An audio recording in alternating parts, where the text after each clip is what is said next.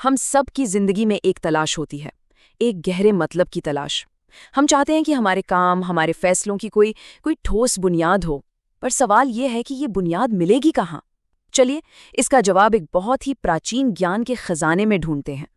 अक्सर ये जो खोज है ना, वो कुछ बुनियादी इंसानी उसूलों के आसपास ही घूमती है, जैसे कि सच्चाई, सही व्यवहार, शांति, प्रेम और किसी को दुख न पहुंचाना, यानी अहिंसा।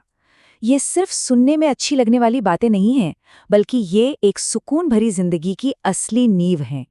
पर कभी सोचा है कि ये उसूल, ये वैल्यूज आखिर आते कहाँ से हैं? क्या इनका कोई ऐसा सोर्स है, कोई ऐसा मूल स्रोत जो हर किसी के लिए हर जगह एक जैसा हो?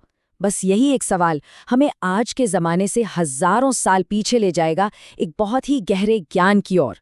और ये ज्ञान हमें मिलता है तैत्तिरीय उपनिषद में। देखिए, ये कोई आम ग्रंथ नहीं है जो सिर्फ अच्छे व्यवहार के नियम कानून बताता हो। नहीं, ये तो उस सबसे बड़ी सच्चाई की बात करता है जिस पर ये पूरी दुनिया, ये पूरा अस्तित्व टिका हुआ है।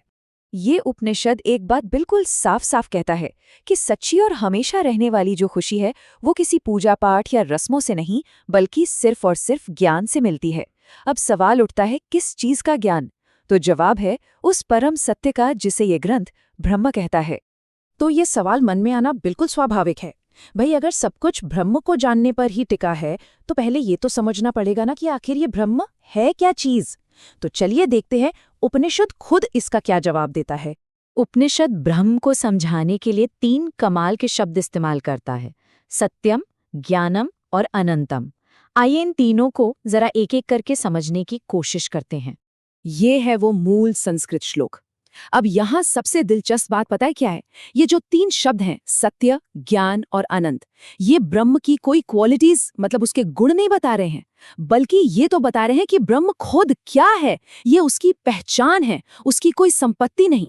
तो पहला शब्द है सत्यम। इसका मतलब है वो हकीकत, वो सच्चाई जो कभी नहीं बदलती, जो हमेशा से है और हमेशा रहेगी। दुनिया की हर चीज इसी पर टिकी है, लेकिन ये खुद किसी और चीज पर नहीं टिका। ये वो परम सत्य है जो वक्त और जगह की हर सीमा से परे है, आजाद है। दूसरा है ज्ञानम। अब देखिए, इसका मतलब कोई किताबी ज्ञान या इन्फॉर्मेशन नहीं है। ये वो चेतना है, वो कॉन्शियसनेस है, जिसकी वजह से हम कुछ भी जान पाते हैं, महसूस कर पाते हैं। इसे ऐसे समझिए कि ये वो रोशनी है जो खुद भी चमकती है और बाकी सब कुछ को भी रोशन करती है। और तीसरा शब्द है अनंतम, मतलब जिसकी कोई सीमा ही नहीं है, असीम। न तो जगह की कोई बाउंड्री, न समय की, और ना ही किसी वस्तु की। ये हर तरह की सीमा, हर तरह की लिमिटेशन से पूरी तरह परे है। तो ठीक है, हमने ये तो समझ लिया कि ब्रह्म क्या है, सत्य, चेतना और अनंत। लेकिन अब अगला बड़ा सवाल ये उठता है कि इस असीम, इस इन्फिनिट रियलिटी को आखिर खोजा कहाँ जाए? ये सच में एक बहुत बड़ा सवाल है। अगर कोई चीज हर जगह है, तो उसे ढूंढने के लिए जाएं तो जाएं कहाँ? उपनिषद इसका एक बहुत ही खूबसूरत जवाब देता है। उपनिषद कहता है कि ब्रह्म को बाहर की दुनिया में, चीजों में नहीं खोजा जा सकता। उसे अपनी आंखों से, अपने कानों से, यानी अपनी इंद्रियों से नहीं पकड़ा जा सकता। उसे खोजने की जो असली जगह है, वो हमारे अंदर ही है, हमारी अपनी बुद्धि में, जिसे हृदय की गुफा कहा गया है। मतलब ये कि ये एक अंदर की यात्रा है, बाहर की नहीं।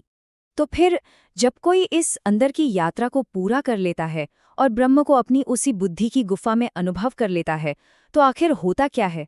उसका नतीजा क्या होता है? ग्रंथ में एक बहुत बड़ा वादा किया गया है। ये कहा गया है कि जो ब्रह्म को जान लेता है, वो सभी इच्छाओं को एक साथ ही प्राप्त कर लेता है। अब इसका क्या मतलब हुआ? क्या उसे दुनिया की सारी चीजें मिल जाती हैं? नहीं, इसका मतलब कहीं ज्यादा गहरा है।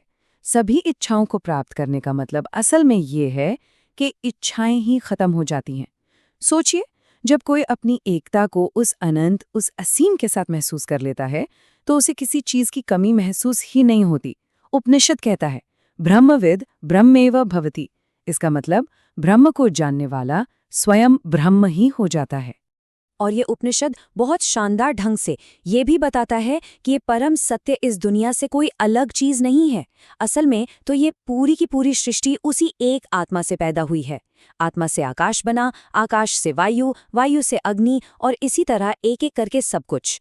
ये ठीक वैसे ही है जैसे एक मकड़ी खुद के अंदर से ही जाला बनाती है। वो ब्रह्म ही इस ब्रह्मांड का कारण भी है और पदार्थ भी। तो चलिए अब वापस वहीं आते हैं जहां से हमने बात शुरू की थी। इस सारे गहरे ज्ञान को उन रोजमर्रा के उसूलों से, उन वैल्यूज से जोड़ते हैं। आखिर ये इतनी गहरी फिलॉसफी हमारी असल जिंदगी में कैसे काम आ सकती है? तो देखिए कनेक्शन कितना सीधा है। जब ये समझ आ जाता है कि परम सत्य यानी सत्यम ही हर चीज का आधार है, तो जीवन में सच बोलना और सही आचरण करना स्वाभाविक हो जाता है। जब हर किसी में उसी एक चेतना को देखने लगते हैं, तो सबके लिए प्रेम और अहिंसा का भाव अपने आप जन्म लेता है। और जब अपनी एकता को उस अनंत आत्मा के साथ महसूस कर लेते हैं, तो सारी इच्छाएं शांत हो जाती हैं और हमें मिलती है सच्ची आंतरिक शांति। तो अंत में एक सवाल सबके सोचने के लिए। अगर ये पूरा ब्रह्मांड और हम सब असल में एक ही चेतना के अलग अलग रूप हैं, तो क्या इससे एक दूसरे को देखने का और अपनी जिंदगी को जीने का हमारा पूरा का पूरा नजरिया ही नहीं बदल जाएगा? इस पर सोचिएगा जरूर।